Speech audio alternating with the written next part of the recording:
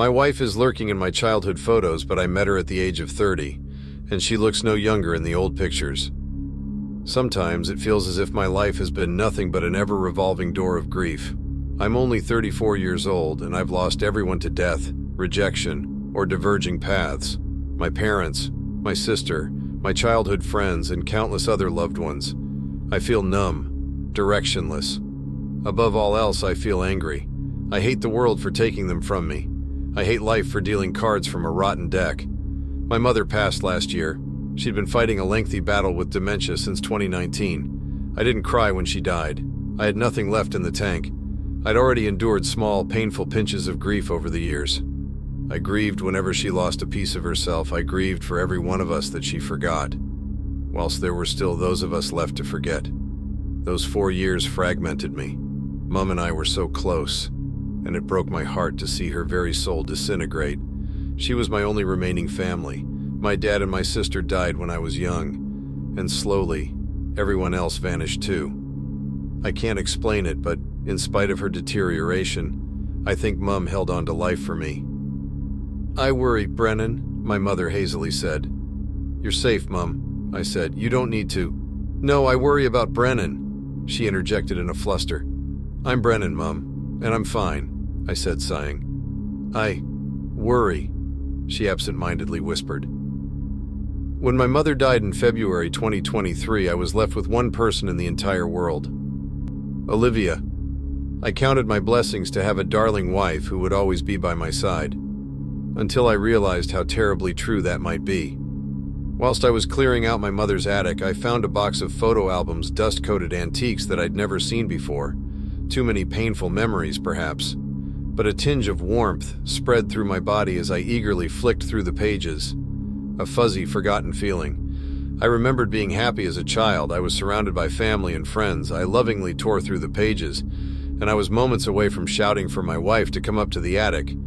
But then I noticed something bizarre. Olivia was standing in the back of a photo. It was a picture of a day at the zoo with my parents and my sister. Through metal bars, at the opposite side of the lion enclosure, I could see my wife standing there, someone I didn't know as a child. But it was her. There was no doubt about that. Distinctive black hair, fair complexion, and petite physique. She wore a thin, knowing smile that seemed unbefitting of her, or any version of Olivia that I'd seen before. My stomach gurgled nervously, but I smiled and laughed it off. "Uncanny," I whispered to myself. Obviously, it couldn't have been her, I told myself. We're the same age, and she would have been a child at the time. It's just a doppelganger. I carried on flicking through the pages, and then a lump formed at the surface of my throat. My wife appeared again. This time it was a photo of our family's Christmas gathering in a restaurant, and outside the window, beneath a smoking shelter, a solitary figure stood and watched us. It was Olivia, or a woman who, yet again, looked identical to my 33-year-old wife. Once is nothing, twice is a coincidence, I muttered uncertainly. I frantically tore through the photo album, as sweat collected in thick, icy trails on my colorless cheeks. Olivia was in every photo, and she looked no different from the present day. The same woman, always lurking somewhere in the background, discreetly watching, ever wearing that foul grin. My heart thumped fitfully. This was no longer an oddity, a funny peculiarity. It was unsettling enough to see evidence of a person stalking my family, but a person who hadn't aged in 33 years? It was sinister. It defied everything my logical brain knew to be true. I found myself trembling in terror and clawing at my hair. I'd stopped turning pages. After seeing my wife skulking in dozens of pictures, I hadn't the stomach to continue, but I couldn't tear my eyes off the page before me. It was a photo captioned, "Yummy Cake, Brennan's 10th birthday party." I was sitting in the back garden on an overcast day. A decadent chocolate cake sat on my lap. My jubilant friends and family surrounded me. I was midway through blowing out 10 candles, and the flames leaned away from my pursed lips. There she was again, hiding in a photo from the year 2000. Olivia would have been 10 years old, just like me. And yet the camera told another tale. This time, my fully grown wife cowered behind the short fence at the rear of our property. but the top of her head peered into our garden, and I could distinguish her distinctive black hair. Her eyes were bloodshot and thirsty. She was, perhaps most hauntingly, eyeing the camera.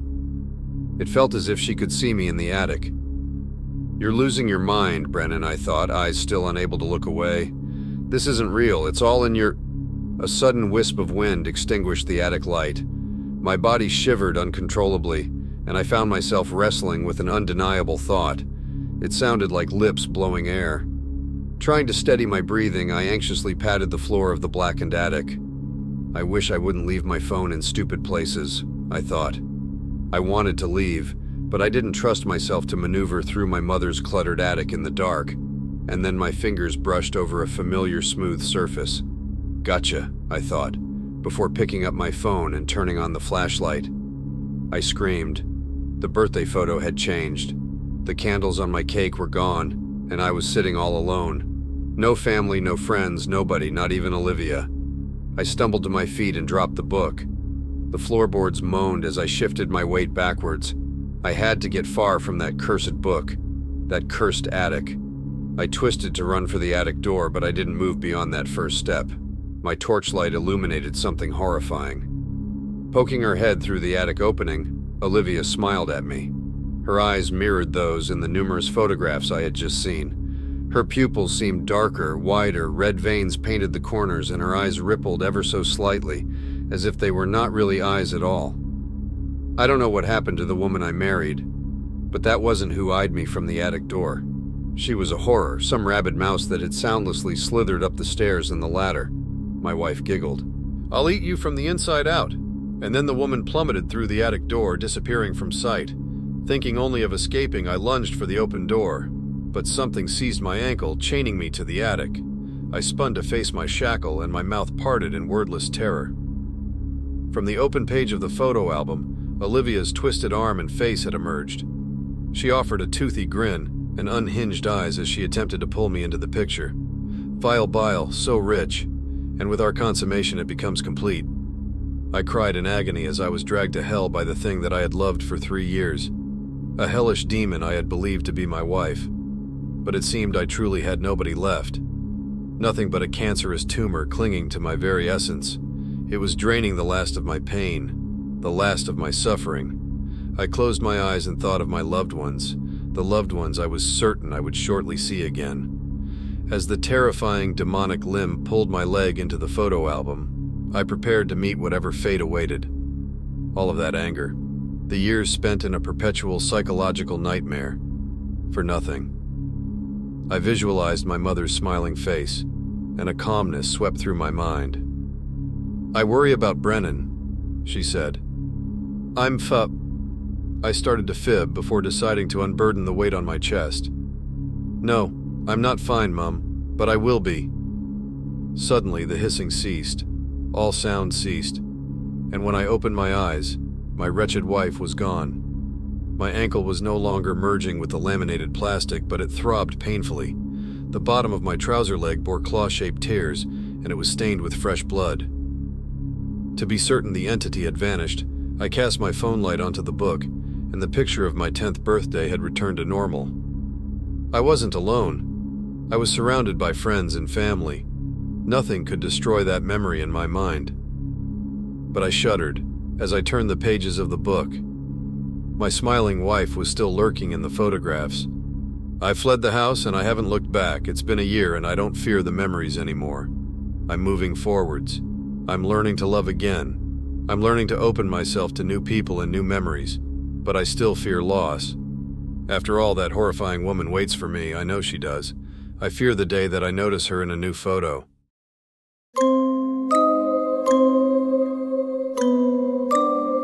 A group of college friends, Lisa, Eric, Mia, and Tom, plans a weekend camping trip in the remote Blackwood Forest.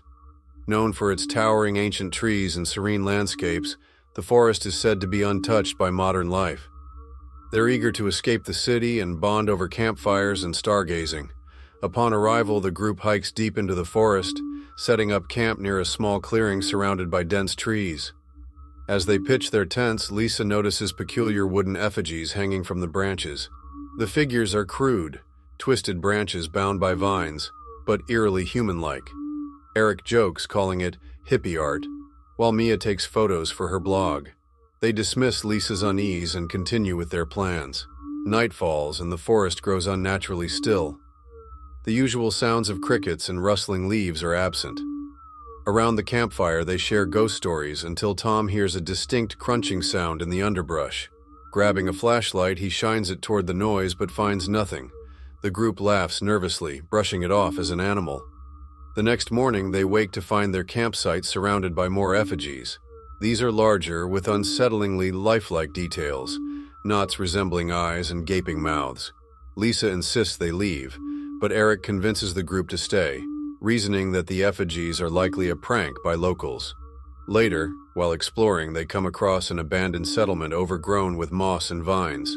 The crumbling cabins have carvings depicting rituals and offerings to a being called the Watcher. One mural shows villagers hanging effigies to keep it away. The group decides to return to the camp but realizes they're lost. As night falls, the effigies appear again, this time tied to the trees directly around them. The figures seem to twist and shift in the firelight, their shadows dancing unnaturally. Heavy footsteps echo from the darkness and the group huddles together, too terrified to move. Suddenly, the fire is snuffed out, plunging them into darkness. One by one, they disappear. Lisa, the last remaining, stumbles upon a clearing where the effigies form a massive circle. In the center stands a towering figure with bark-like skin and glowing hollow eyes. The Watcher's gaze pierces her as the effigies seem to whisper in a language she cannot understand. The last thing Lisa sees is the effigies closing in, their vine-bound limbs reaching for her. The forest is silent once more.